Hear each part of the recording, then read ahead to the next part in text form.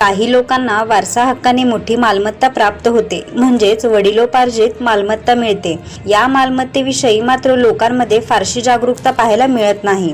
अनेकदा माहितीच्या अभावामुळे मालमत्तेवरून मोठे वादविवाद पाहायला मिळतात। प्रामुख्याने भावंडांमध्ये जमिनीच्या प्रकरणावरून किंवा संपत्तीवरून कायमच वादविवाद पाहायला मिळाले आहेत।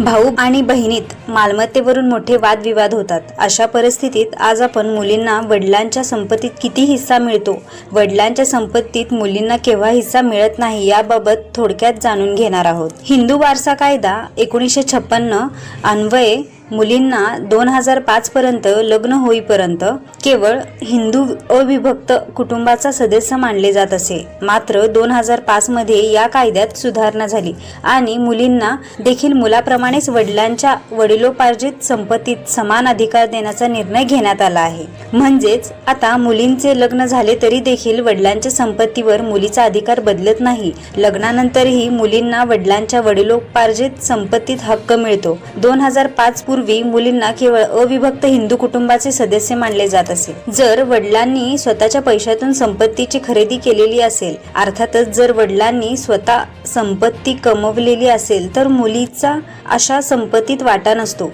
म्हणजेच मुलीचा वडिलांच्या स्वअर्जित संपत्तीचा वाटा नसतो।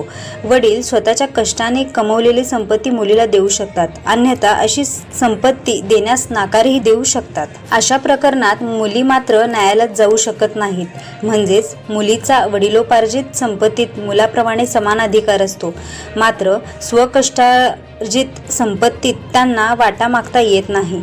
अशी स्वअर्जित संपत्ती वडील आपल्या खुशीने मुलीला देऊ शकतात, अन्यथा संपत्ती देण्यास नकार दाखवू शकतात।